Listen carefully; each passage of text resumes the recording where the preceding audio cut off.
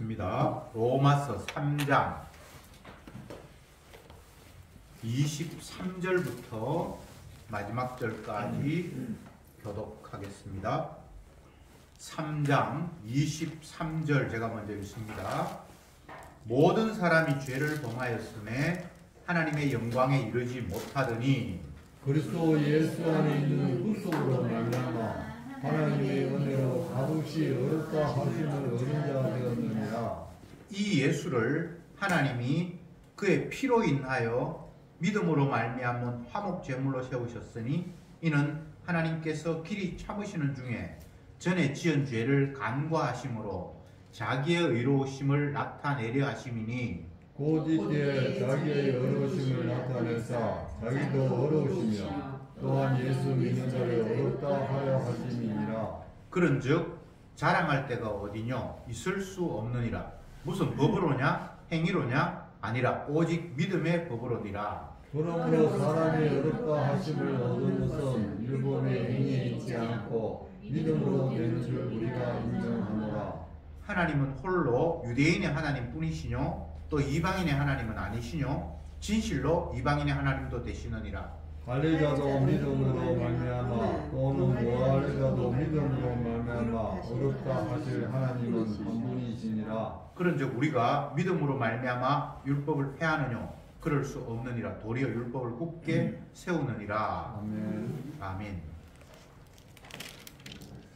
오늘 읽은 말씀 한 구절 한 구절이 너무나 중요한 내용들이어서 끝으로 그냥 지나가 버릴 수 없는 그런 것으로 꽉 차 있는 것 같습니다. 23절에서 모든 사람들이 죄를 범하였음에 하나님의 영광에 이르지 못하더니 이렇게 되어 있죠. 모든 사람이 죄를 범했대요. 그러면 여기 모든이라는 범주 안에 제외되는 사람은 있으면 안 되겠죠. 모든 사람이 죄를 범했는데 그 죄를 범한 것 때문에 하나님의 영광에 이르지 못한다는 거예요. 쉽게 하면 천국 못 간다는 겁니다. 그러니까 이 말씀에 의하면 천국 갈 사람은 없어요. 왜? 죄를 범했기 때문에. 하나님은 의인을 용납하시지 죄인과 함께 할 수 없는 분이기 때문에 죄를 범했기 때문에, 죄를 범한 건 어떤 특정한 사람이 아니라 모든 사람이 죄를 범하여서 하나님의 영광에 이르지 못한다. 천국 못 간다. 천국 갈 사람은 없다. 이런 이야기가 23장의 내용입니다. 참 이런 말씀을 보면 굉장히 두렵죠. 쉽게 이야기하면 인간 자체의 능력으로는 구원을 얻는다, 천국을 간다, 복을 받는다는 것이 불가능하다는 겁니다. 안 된다는 거예요.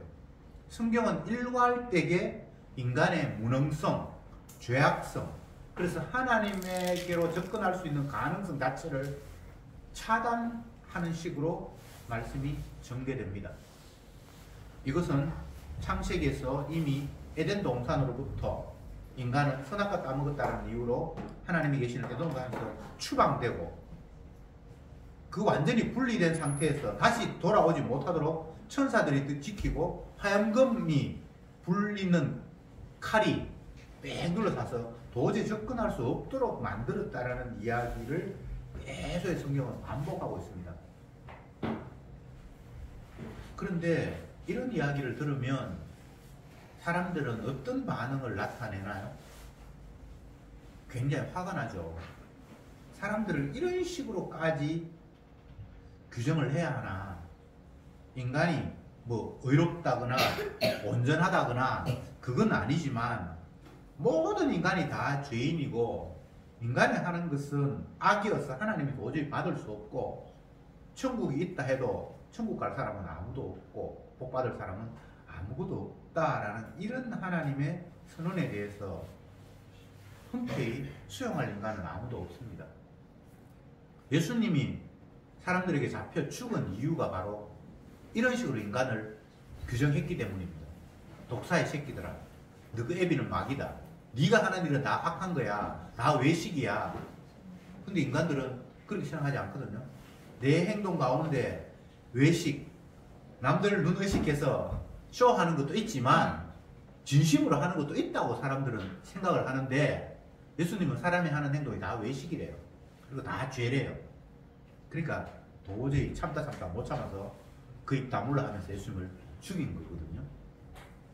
그런데 예수님이 사람들에게 잡혀 죽었던 요 패턴들이 바뀌거나 변하는 것이 아니라 세상 끝날까지 계속해서 가요. 이걸 자꾸 우리가 놓쳐요. 교회 다닌다고 그러고 예수 믿는다 그러고 성경을 펴놓고 나는 신앙이라고 하면서도 불구하고 예수님과 죄인들의 이 대척 관계, 예수님은 우리 자체를 아예 지옥 가야 할 죄인으로 규정하시는데 우리는 그것을 아멘으로 받아들이는 것이 아니라 이건 너무 심하잖아요 라고 했던 그 예수님을 향해서 반항했던 그 구도가 예수님 십자가에 못 박힐 당시에만 있었던 구도가 아니고 세상 끝날까지 그 구도가 계속 간다고요. 그걸 우리가 놓치면 안 돼요. 그래서 우리는 항상 예수님을 믿는 자가 아니라 예수님을 이용하려고 하는 자이고 천국이 있다고 하니까 내가 어떻게 하든 천국을 가야 되겠다라고 따내야 되겠다라는 그런 의식을 가지고 성경을 보지, 아 나는 죄인이어서 하나님의 영광에 도저히 이르지 못하는구나 라고 자기 자신을 수용하는 사람이 없다 이 말입니다. 24절을 보겠습니다. 그리스도 예수 안에 있는 구속으로 말미암아 하나님의 은혜로 값없이 의롭다 하심을 얻은 자가 되었느니라.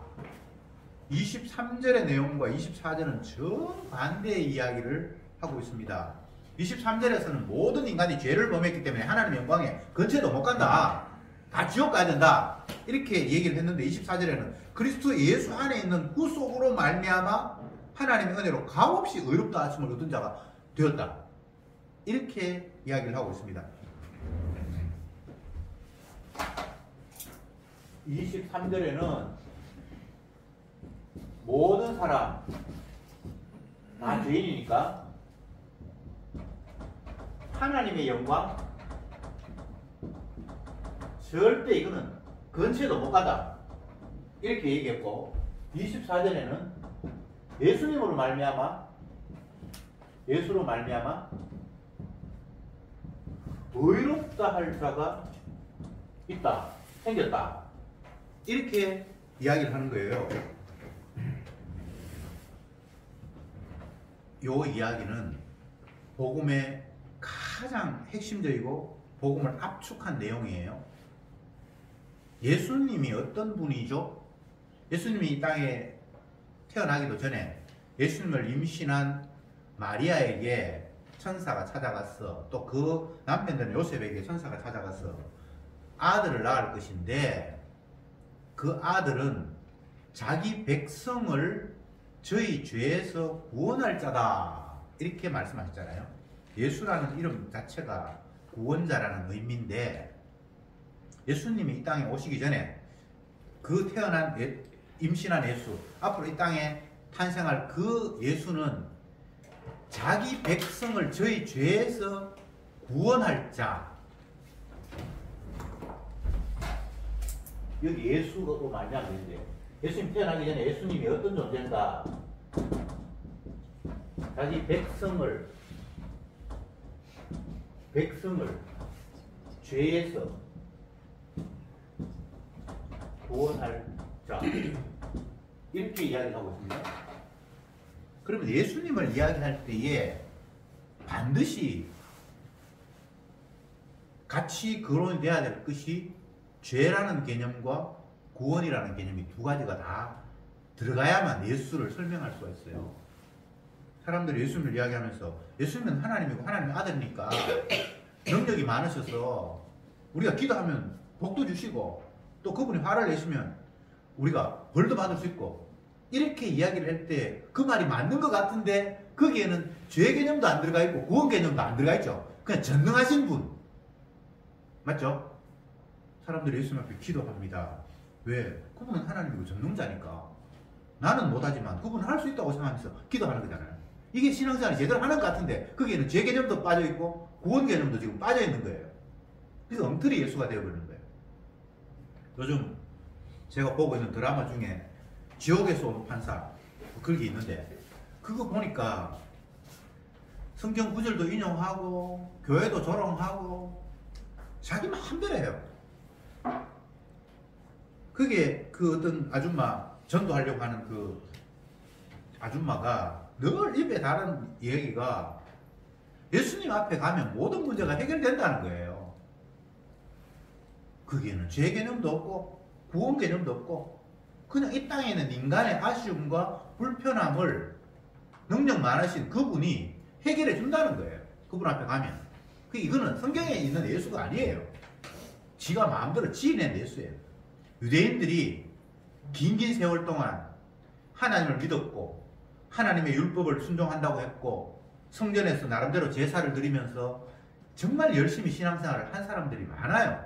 물론 안 그런 사람도 있지만 특히 예수님 당시에 많은 유대인들은 조상들이 우상 숭배함으로 나라가 엉망이 됐고 지금도 자기 자신이 로마의 식민지로 있던 이것들이 다 우리 조상이 하나님 제대로 안 섬겨서 하나님께서 화가 나셔서 우리를 이런 죄악 가운데 두셨다라고 인정했기 때문에 그 당시 사람들은 우상도 안 섬기고 나름대로 신앙생활을 굉장히 열심히 했어요.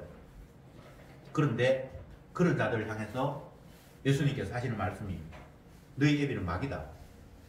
네가 하는 행동은 다 악하다. 그거 다 외식이야.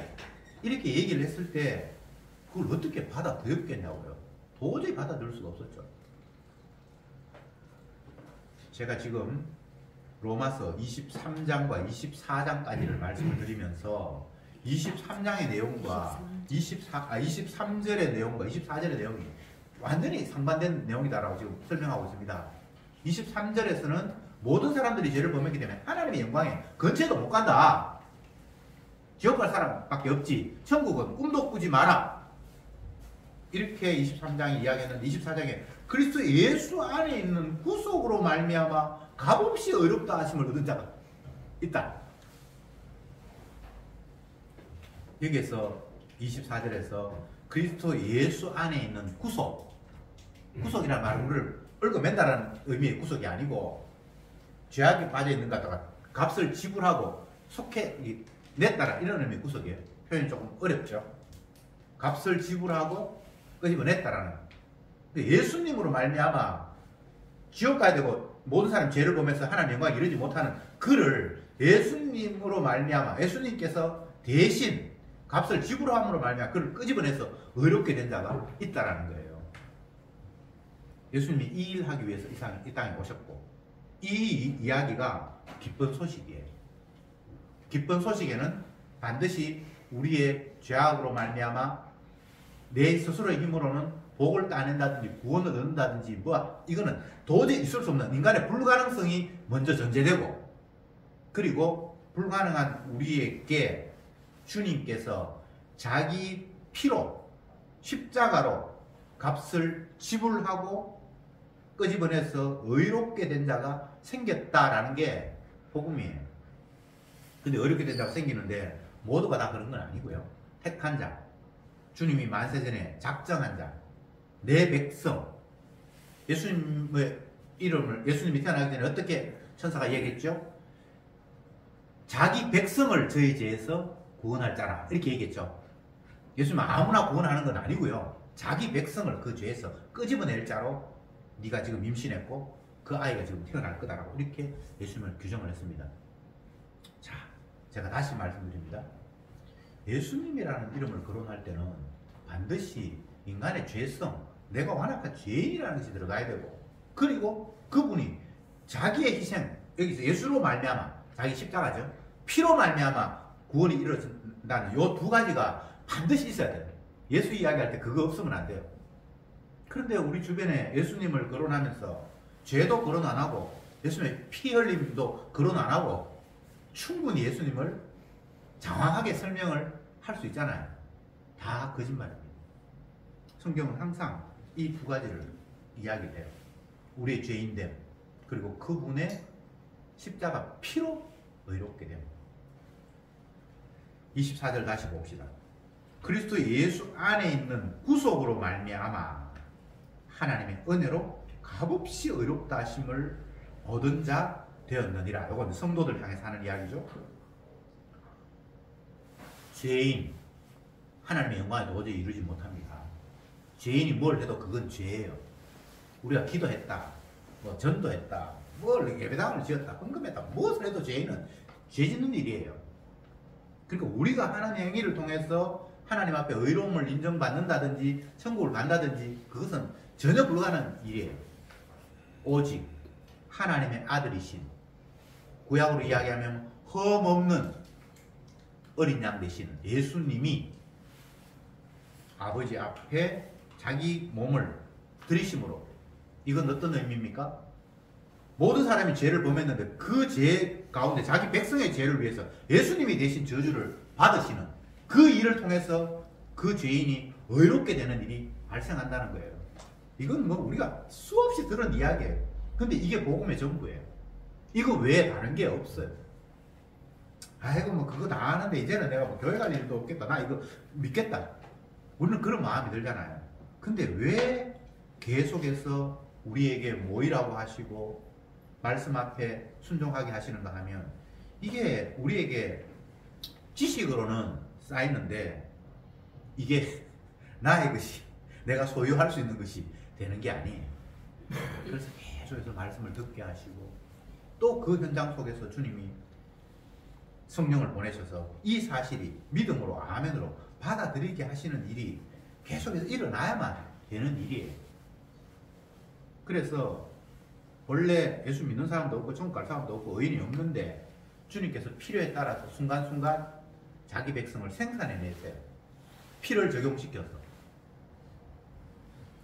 음식 먹을 때 간이 싱거우면 뭐 소스를 찍는다든지 뭐 그런 게 있는데, 죄인인 우리가 모든 사람이 죄를 범했으니까 죄인 아닌 사람은 없어요. 모든 사람 다 죄인이에요. 이 땅에 있는 모든 인간들은 다 하나님께 죄인으로 이 땅에 보내주셨어요. 근데 그 죄인이 의롭게 된다는 것이 죄인 스스로의 능력으로는 불가능하도록 주님께서 만들어 놓고, 오로지 방법이 여러 가지가 아니에요. 죄 없으신 분이 죄인을 대신해서 십자가에서 저주 받음으로 말미암아 그 예수님의 피와 관계된 사람은 의롭게 된다는 것. 이게 구약의 제사법이에요. 이스라엘 백성들은 제사 지내는 민족이에요.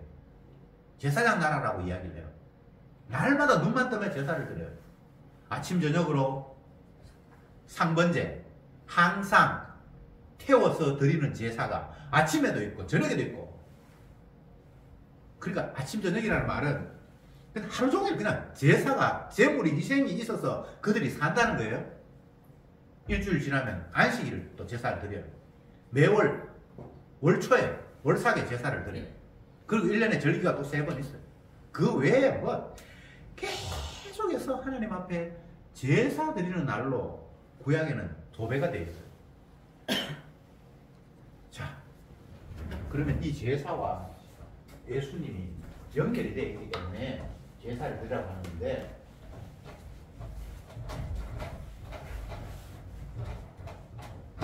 구약의 제사,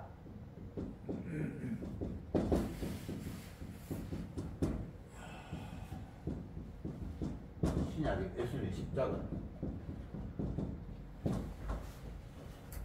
죄인이 의롭게 되는 방법이 이게 유일한 방법이에요. 다른 방법이 없어요. 예수 그리스도 안에 있는 구속으로 말미암아 의롭게 되는 자가 있다고 했잖아요. 사람들은 이 말씀을 못 믿어요. 내가 죄인이다. 그러면 내가 죄를 씻을 수 있는 방법이 뭐 감옥에 갔다 와서 내가 형을 다 살았다, 그러면 내가 지은 죄를 이제는 없는 걸로 취급을 한다든지, 또 아니면 내가 누구에게 손해나 피해를 입혔으면 뭐 몇 배로 더 갚고 잘한다든지, 그러면 내가 그 잘못된 것들이 이제 상쇄될 수 있다라고 인간들은 생각을 해요. 맞죠? 사람들이 어렵게 되는 방법이 내 악보다 내 의와 선이 더 커버리면 그걸 의라고 인정을 한다든지, 나름대로 인간은 그 의라는 개념들이 다 가지고 있어요. 근데 주님은 오로지 자기 피로 내가 네 받아야 될 저주를 대신 저주받아서 내 생명이 끊어지는 그 피가 너에게 끼쳐질 때만 네가 어렵게 된다라고 이렇게 이야기하는 거예요.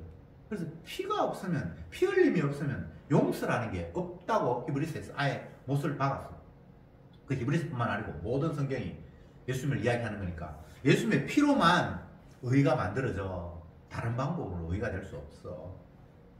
근데 성경이 읽는 사람들 가운데 회개하면 주님께서 우리 죄 씻어준다고 그러더라. 그럼 내가 의롭게 된다. 요즘은 뭐 부흥회 하는 그런 시대가 아닙니다만 옛날 부흥회 같은 그런 거 많이 할 때에 그 설교하는 목사가 한 가지로 하는 이야기가 회개하라고. 그래서 통성기도 하면서 막 어릴 때 지은 죄부터 해가지고 뭐 기억나는 대로 다 회개하려고 애를 썼잖아요. 그러면서 이제 회개하면 주님께서 여러분들의 죄를 씻어줍니다. 믿으시기 바랍니다. 그러면 아멘 하고. 그러니까 내 잘못을 내가 뉘우치고 하나님 앞에 고백하면서 이제 다시 죄 안 짓겠다고 반성하면 어렵게 된다라고 생각을 하면서 그 짓을 하잖아요. 근데 그 성경에 없는 이야기. 회개한다는 것은 내가 내 죄를 고백하고 뭐 이렇게 이야기하고 돌이키고 그런 게 아니라 주님이 우리를 자기의 피로 이제 다른 위치로 옮겨 놓았다는 게 이 회개. 너 이제 내 소속이야. 그래서 내가 니를 의롭게 하기 위해서 내 피 흘린 거 너 덮었어. 이제 네가 의롭게 된 거야. 이런 관계의 주인의 바뀜, 이걸 회개라고 하는 거예요. 돌이킴, 소속의 전환. 내가 내를 반성해서 그게 회개가 되는 게 아니고 하나님이 사망에서 생명으로 옮겼을 때 이게 회개. 아시겠습니까? 그러니까 우리가 할 수 있는 일이 없어요. 내가 의롭게 되는 방법이 나에게는 없어요. 그러니까 오로지 성도는 주님만을 바라볼 수밖에 없도록 만들어 놓으셨어요. 우상을 섬기지 말라. 나 외에 다른 신을 섬기지 말라. 이게 여러분에게는 어떤 의미로 받아들입니까? 주님 말고는 방법이 없어요. 예수 외에 다른 이름으로 구원을 얻을 이름을 준 적이 없어요. 그런데 사람들은 방법이 나름대로 이것도 있고 저것도 있다고 생각하는 게 우상 숭배예요. 우상을 섬겨서 섬기는 게 아니라 오로지 주님의 피만을 믿지 못해서 다른 어떤 방법을 찾아가는 게 우상이라고요. 근데 모든 인간들은 주님의 피를 안 믿기 때문에 다른 방법을 강구해보잖아요. 내 이 고통스러운 문제, 억울한 문제, 외로움, 뭐 인간에게는 육을 가졌기 때문에 하나님께서 계속해서 범죄했다는 것을 깨우쳐주기 위해서 끝없는 아픔과 고통을 주거든요. 이마에 땀이 흘러야 입에 먹을 것이 들어가고 해산하는 수고를 겪고, 이게 네가 죄인이라는 사실을 주님이 알려주는 거거든요. 이 땅에 인간치고 걱정 없고 편안 없고 걱정 없이 살아가는 인간은 다 한 사람도 없습니다. 금수저? 행복할 것 같죠? 아닙니다. 그 사람들 얼마나 힘들게 살아가는지 몰라요. 없는 사람은 편한데 가진 사람은 더 힘들어요. 왜? 그걸 빼앗고 앗아가려고 노리는 사람이 너무 많기 때문에 지가 계속 힘을 주어서 그걸 지켜야 돼요. 없는 사람들한테는 누가 빼앗아갈 것도 없고 뭐 자기 지킬 일이 없어요. 근데 많이 가진 사람은요 힘들어요. 제가 지금 말씀드리는 것은 이 땅에 태어난 인간치고 쉽게 살아갈 수 없다라는 이야기를 제가 하고 있는 거예요.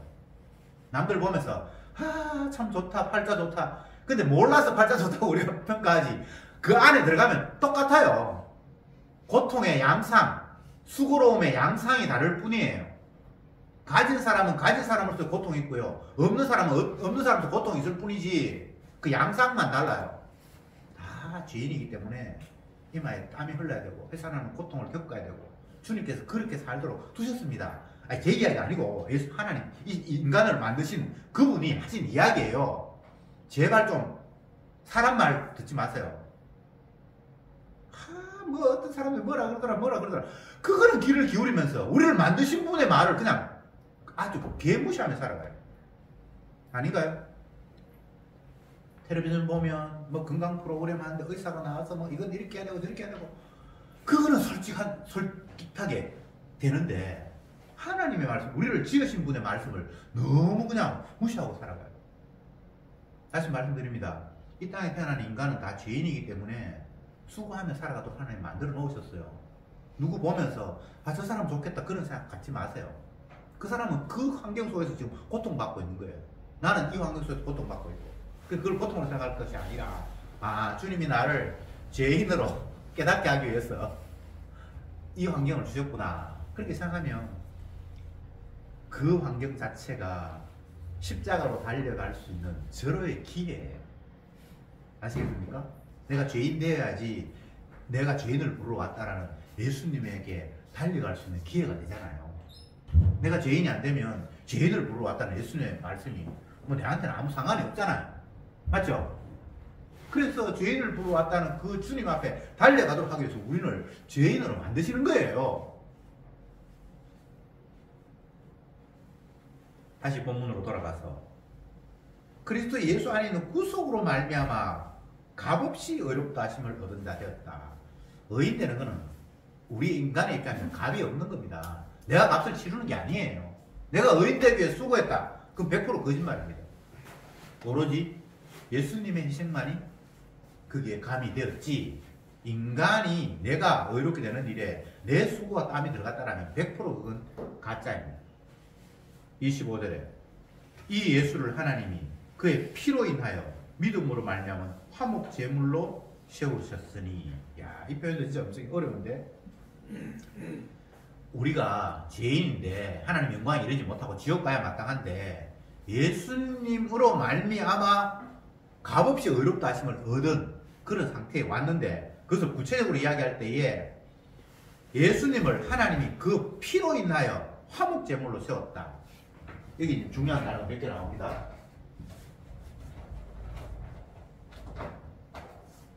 하나님이 예수님을 화목 제물 화목 제물이라는 것은 화목하게 하는 A와 B가 서로 원수가 되었는데 이것을 화해하기 위해서 드리는 제물이 화목 제물이거든요. 하나님과 인간의 관계는 원수.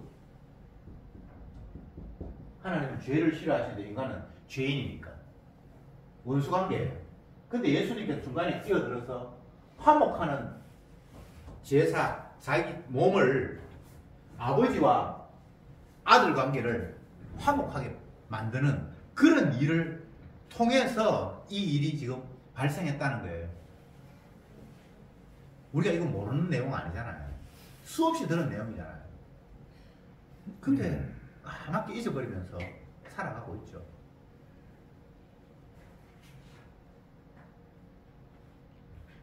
어떤 경우에도 인간이 자기의 힘과 노력으로 하나님과 화해할 수 있는 방법은 없습니다. 주님, 내가 잘못했어요. 용서해 주세요. 이제 다시는 안 그럴게요.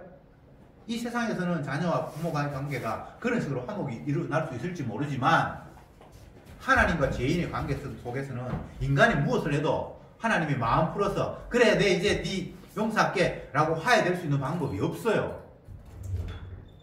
오로지 하나님께서 한 방법만 제시하셨는데 그것은 아들을 화목제물로 내어주는 그 한 가지만 중보죠, 그죠? 중간에 다리 역할을 하셔서 이렇게 화목하게 만드는 그것만 주님이 말씀하신 거예요. 이게 하나님의 약속입니다. 이사야, 에레미야, 성경에 많이 나오죠.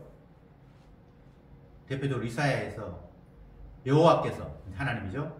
우리 무리의 죄악을 그 아들에게 담당시키셨다. 그래서 자기 백성을 의롭게 하셨다. 그렇게 할 것이다 라고 이미 예언을 하셨잖아요. 그 예수님이 그냥 죽는 게 아니고 자기 백성의 죄를 뒤집어 쓰고 죽었기 때문에 이제 그 백성에게는 죄가 없는 의롭게 되는 그 방법 말고는 다른 방법을 주님이 제시한 적이 없어요.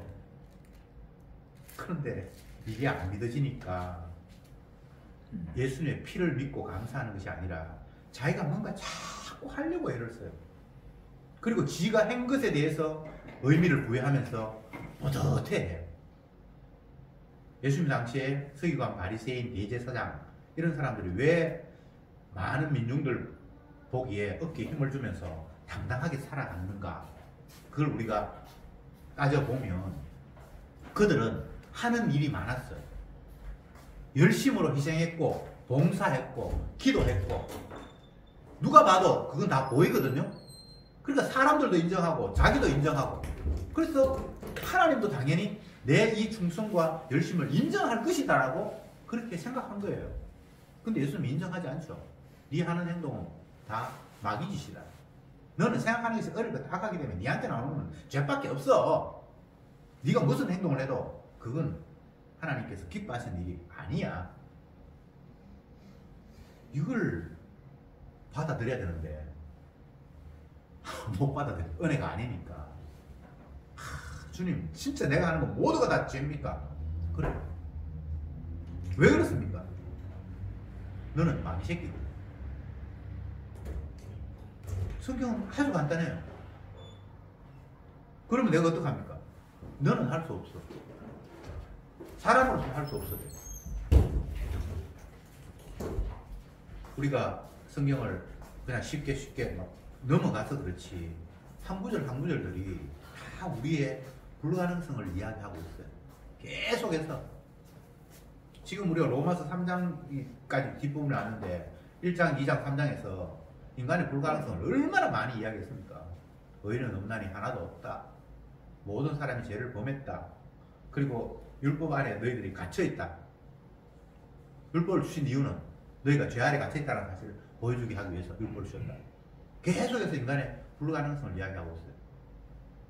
왜? 주님의 능력만 유일하게 힘이 되고 기쁜 소식이 된다는 사실을 알려주시려고 우리를 불가능성 속에서 가두어 놓았습니다. 이게 하나님의 작전이에요. 그리고 훌륭하게 되려고 생각하지 마세요. 그렇다고 해서 또 뭐 그럼 난 내 마음대로 살아야지. 내 마음대로 살 수도 없고 주님께서 우리를 마음대로 버려두지 않아요. 또 하나님의 말씀이 있는 이상 성도는 주님이 기뻐하시는 일인데 라고 생각하면서 그걸 나름대로 하려고 그냥 그쪽 방향으로 몸이 끌려가요. 그걸 해가지고 내가 실천할 수 있다 못한다 그 말이 아니라 하나님이 그렇게 말씀하셨으면 성도는 그거 그냥 그렇게 되기를 원하는 마음이 그냥 있어요. 지향성이라고 그러죠. 그죠? 네. 성도는 그런 마음이 있어요. 그래서 엉뚱한 곳으로 갈 수가 없어요. 자꾸 우리는 내가 하는 일 때문에 어떤 결과가 온다라고 철떡같이 믿고 있기 때문에 바르게 해야 된다, 개판치면 안 된다 이런 생각을 하는데 성경 말씀은 네 하는 행동과 내 삶의 결과가 연결되어 있는 것이 아니라 내 하는 행동과 네 삶이 결부되어 있다고 이렇게 이야기를 하는 거예요. 그래 이게 참 은혜가 아니면 도저히 받아들일 수 없는 일이에요. 내가 내 하는 행동 때문에 어떤 결과가 오는 건 당연한 것 같은데 주님은 그렇게 말씀하지 않고 내 행동 때문에 내 십자가에 흘린 피 때문에 너의 장래가 결정이 된다라고 이렇게 이야기를 하시는 거예요. 근데 이거는 뭐 믿음을 선물로 받지 않은 사람에게는 선학적인 논리로는 도저히 받아들일 수 없는 거예요. 그래서 십자가의 도가 세상 관점에서 보면 어리석다라고 이야기하는 거예요. 십자가의 도가 어리석은 거예요. 세상 사람들의 논리로 따지면 도대체 말이 안 되고 논리가 성립이 안 되는 거예요. 내가 죄를 지었는데 엉뚱한 사람이 죄를 씻는다. 그게 세상적인 논리로는 말이 안 되는 거예요. 내가 죄를 지었으면 내가 죄 씻기 위해서 노력을 해야 내 행동 때문에 내가 뭔가를 결과를 받아야 그게 나에게 자연스러운데 성경은 그렇게 이야기하지 않고 하나님의 아들의 행동이 각자에게 미쳐서 어떤 사람은 심판도 받고 어떤 사람은 구원도 얻고 그렇게 된다는 거예요. 그래서 세상은 예수님이 주인이라는 거예요. 피조물들은 그 주인의 주되심을 드러내기 위해서 어떤 사람은 진노의 그릇으로 어떤 사람은 긍휼의 그릇으로 이 땅에 만들어졌다는 거예요. 진노의 그릇은 무엇을 해도 진노받는 쪽으로 계속해서 끌려가고 긍휼에 걸어서 무슨 일을 해도 주님의 용서가 퍼부어지도록 주님께서 그렇게 인도한다는 거예요. 이거 내 행위하고 상관이 있는 게 아니라 하나님의 결정과 상관이 있는 겁니다. 왜 이렇게 하셨는가? 오로지 예수님만 주로 드러나게 하기 위해서. 그 외에 나머지는 다 돋보이면 안 되도록 하기 위해서. 오로지 예수 그리스도만 섬김받고 높임받고 영광받도록 하는 구도를 주님께서 만드셨기 때문에 그런 식으로 흘러가는 거예요. 사람이 영광받는다. 그건 성경에 없는 개념이에요. 내가 주님 잘 믿어서 주님 나를 좀 영화롭게 해주십시오. 그런 개념은 성경에는 없어요. 나는 내 영광을 누구와 나누지 아니하면 나 홀로 다 취할 거라고 주님께서 말씀하셨어요. 그러니까 성도란 주님의 은혜 안에 있을 때 그 자체가 영광이지, 내가 따로 뭐 높아지고 내가 원하는 일들이 뭐 몇 프로나 성취되면 그게 영광이고 그런 게 아니에요. 이 세상은 오로지 예수 그리스도의 주 되심만을 드러내는 그런 세상으로 주님께서 운행하고 계시고, 피조물이 우리는 거기에 동원되는 하나의 재료들입니다. 26절, 곧 이때에 자기의 의로움을 나타내사 자기도 의로우시며 또한 예수 믿는 자도 의롭게 하심이니라. 하나님께서 자기 아들을 화목제물로 내어주시면서 자기도 의로운 자고 또 예수 믿는 사람도 의롭게 하기 위해서 이런 일을 펼치셨다. 이렇게 주님이 말씀하십니다. 그러니까 우리는 내가 의인되다라는 것에 초점이 있는데 사실은 그것보다는 하나님은 의로운 분이야. 그분이 하는 일은 다 정당한 거야. 라는 것이 첫째고, 또 주님의 택한 백성들, 예수 믿는 자도 그래. 네가 예수 믿었으니까 너도 의롭게 내가 만들어 줄게. 이런 식으로 모든 일이 펼쳐진다는 겁니다. 물론 이게 믿는다는 게 내가 믿는다는 이야기를 또 하는 건 아니고 결과적으로 이렇게 돼버린 거예요. 믿음이라는 것은 우리가 자꾸 오해를 하는데, 내가 어떤 근거들을 가지고 이건 틀림없어, 내가 인정해 라는 것을 사람들은 믿음이라고 생각하잖아요. 그런 게 아니고, 예수님께서 어떤 일을 펼치셨는데 그것이 결과적으로 우리에게 덤텅이 씌워서 왔단 말이죠. 예수님이 채찍에 맞았는데 우리가 나음을 얻었어요. 이건 내가 계획한 것도 아니고 그게 그냥 받아진 상태가 그냥 믿음이에요. 예수님이 채찍에 맞았는데 내가 평화를 얻었어요. 이런 결과가 왔어요. 그게 왔을 때 그게 그냥 믿음인 거예요. 나 그거 믿습니다 이렇게 해서 믿음이 아니고, 계속해서 우리는 조금이나마 내가 은혜를 받거나 구원을 얻거나 하나님 앞에 혜택을 얻으려면 내 무엇이라도 조금이라도 그게 들어가야만 된다라는 이런 의식을 가지고 있는 거예요. 그래서 믿음도 나 믿었잖아요. 다른 사람 못 믿었는데 나 믿었잖아요. 다른 사람 교회 안 갔는데 나는 교회 갔잖아요. 자꾸만 뭔가 내 한 걸 갖다 집어 넣으려고 그래요. 주님은 그거 다 뺍니다. 오로지 구원은, 의롭게 되는 것은 그 아들의 화목 제물, 십자가의 피 흘리심에 근거해서만 의가 일어나지, 네가 뭐 그걸 나중에 믿어줬고 뭐 이제는 의심하지 않고 전도하고 뭐 어떤 것도 거기에는 첨가되지 않습니다. 내 천부께서 심으시지 않는 것은 다 뽑아버린다. 하나님이 심으신 것은 자기 아들의 희생, 그것이 주님께서 하신 일이지 그 외에 나머지는 안 돼요.